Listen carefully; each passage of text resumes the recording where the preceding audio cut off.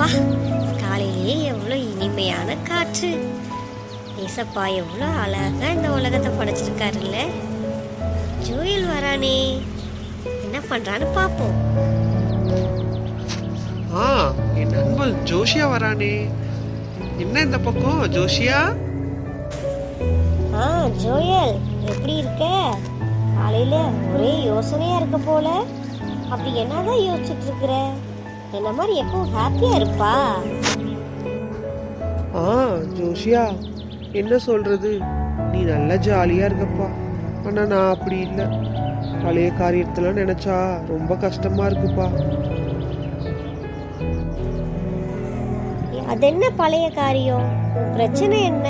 அதை ஃபர்ஸ்ட் நீ என்கிட்ட சொல்லு. அதுக்கப்புறம் உன் பிரச்சனையை நான் தீர்த்து வைக்கிறேன். அதுவா, நான் சின்ன வயசா இருக்கும் போதே எங்க அப்பா இறந்து போயிட்டாங்க. அது உனக்கே தெரியும்லப்பா. அதுக்கப்புறம் நாங்கள் சாப்பாடுக்கே ரொம்ப கஷ்டப்பட்டு வந்துட்டு இருக்கோம். அதெல்லாம் நினைக்கும் போது எனக்கு ரொம்ப கவலையா இருக்கு ஜோஷியா. அட ஜோயல், இதுதான் உன் கவலையா? அதை விட்டு தள்ளுப்பா. ஏசப்பா உனக்காகவே இந்த காலை வேளையில ஒரு வசனத்தை சொல்றாங்க, கேக்குறியா? முந்தினவைகளை நினைக்க வேண்டாம், பூர்வமானவைகளை சிந்திக்க வேண்டாம், இதோ புதிய காரியத்தை செய்கிறேன்.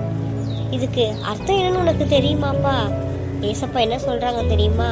நீ சொன்னியே அப்பா இறந்து போயிட்டாங்க, சாப்பாட்டுக்கு ரொம்ப கஷ்டமா இருக்கு, அதெல்லாம் நினைக்கும் போது ரொம்ப கவலையா இருக்குன்னு சொல்லிட்டு இருக்கேல. அதுக்கு தான் ஏசப்பா உன்னை பார்த்து சொல்றாங்க, பழச எல்லாத்தையும் விட்டுரு, முந்தினவைகளை நினைக்க வேண்டாம். எல்லா காரியத்தையும் விட்டுட்டு நீ ஏசப்பா கிட்ட சார்ந்து வந்து நிற்கும் பொழுது அவர் ஒவ்வொரு நாளும் உனக்கு புது புது காரியங்களை செய்வார். அதை நீ பார்க்கும் பொழுது உனக்கு ரொம்ப சந்தோஷமா இருக்கும். என்னுடைய வாழ்க்கையில ஏசப்பா அப்படிதான் ஒவ்வொரு நாளும் புது புது காரியங்களை செஞ்சுட்டு வராங்க. அது எப்படி செய்வாரு? நம்ம அவரை சார்ந்து இருக்கும் பொழுது மட்டும்தான். அதாவது பழைய காரியங்களாம் மறந்து வரப்போற காரியத்தை குறித்து கவலைப்படாம என்னுடைய வாழ்க்கையில ஏசப்பா இருக்காங்க அப்படின்னு நாம முழுசா நம்பும் பொழுது அவர் ஒவ்வொரு நாளும் நமக்கு புது புது அற்புதங்களை செஞ்சு வருவாரு. புரியுதா ஜோயல்? ஓ அப்படியா ஜோஷியா, இதுதானா நீ சந்தோஷமா இருக்கிறதுக்கான அர்த்தம்? நானும் என்னுடைய வாழ்க்கையில ஏசப்பாவை தேடிட்டு தான் இருந்தேன். அப்புறம் கொஞ்சம் வீட்டு கவலைகள்லாம் யோசிக்கும் பொழுது அதை அப்படியே மறந்துட்டேன்ப்பா. இப்போ நீ எனக்கு சொல்லி புரிய வச்சதுக்கு ரொம்ப தேங்க்ஸ்ப்பா. இனிமேல் நானும் என்னுடைய பழைய காரியங்கள்லாம் யோசிக்காம நானும் ஏசப்பாவை தேடுறேன்.